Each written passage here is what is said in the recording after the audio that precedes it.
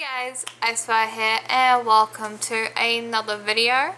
Today we're going to be having a look at the final clan that has been revealed for Bloodlines 2, the Malkavians. Now I do apologise that this is late, I know.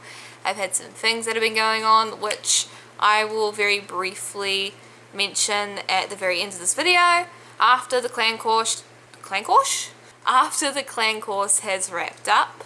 It is pretty important, so do stick around for that, and I will be making a video very shortly after this while explaining the situation in full.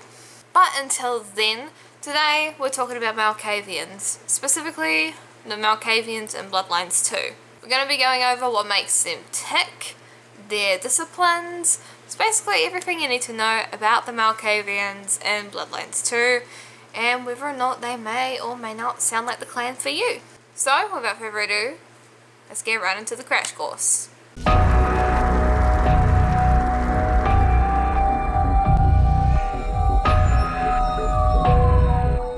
And welcome to the Malkavian crash course, the final clan to be revealed in Bloodlines 2.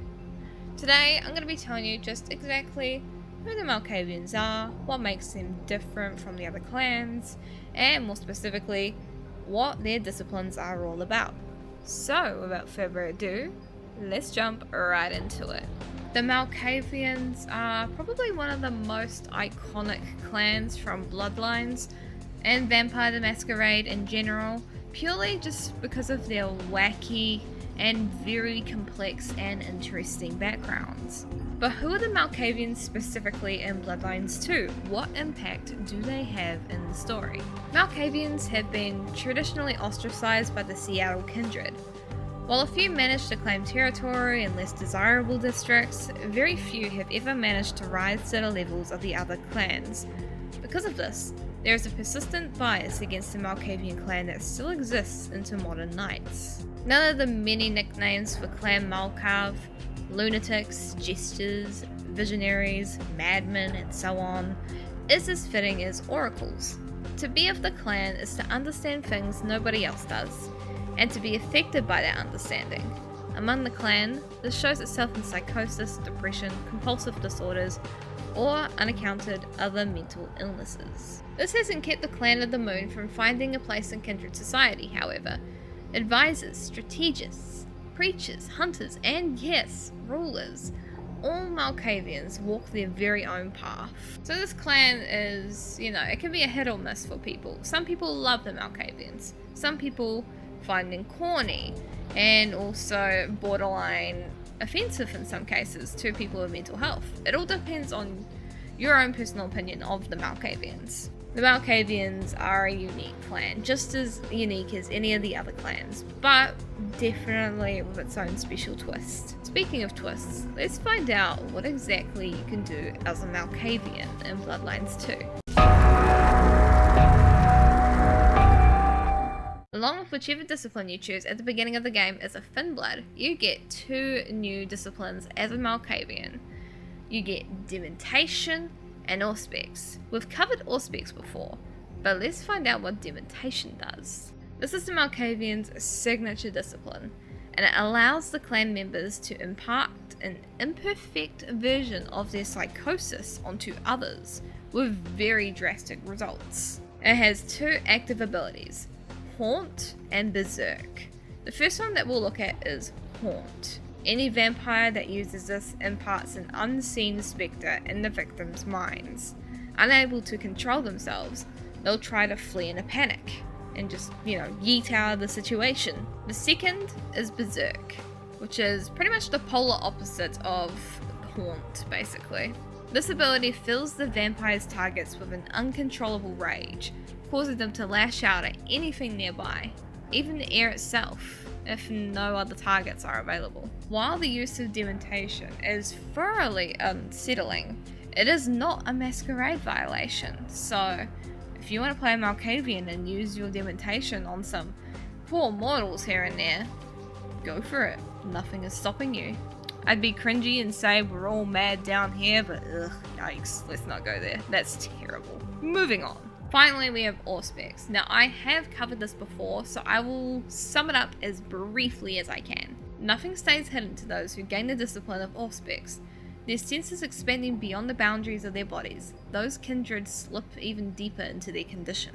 There are 2 active abilities. Aura Sense pretty much lets you see NPCs through walls, read crowds, not the clouds, and mark individuals, staying aware of them even over a long distance. It even reveals weaknesses and defenses in the marked NPC. Psychic Projection, on the other hand, forces the vampire's mind from their body, essentially letting you project yourself into an astral form, Doctor Strange style, and you can explore the area in said form. And just like with Dementation, the use of AUSPEX is not a Masquerade violation. Save for whichever thin blood perk that you choose, neither of the Malkavian's disciplines are Masquerade violations.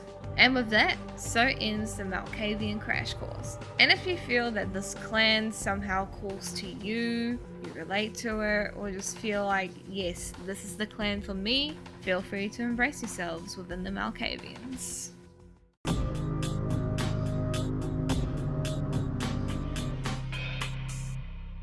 And that was the Malkavian crash course. Thank you so much for watching. Now that all the clans have been revealed, which clan are you going to pick? Let me know down in the comments below. Are you going to pick the Malkavians, or is there a different clan that you have in mind for yourself? As for clan courses that I'm going to be doing in the future, I will be covering any DLC clans that do come up, like for example the Gangrel. I'm very certain that Gangrel is going to be a future clan. Even though it's not been confirmed or anything, it makes sense with the whole season of the Wolf DLC. Of course it's going to be Gangrel. It fits so well.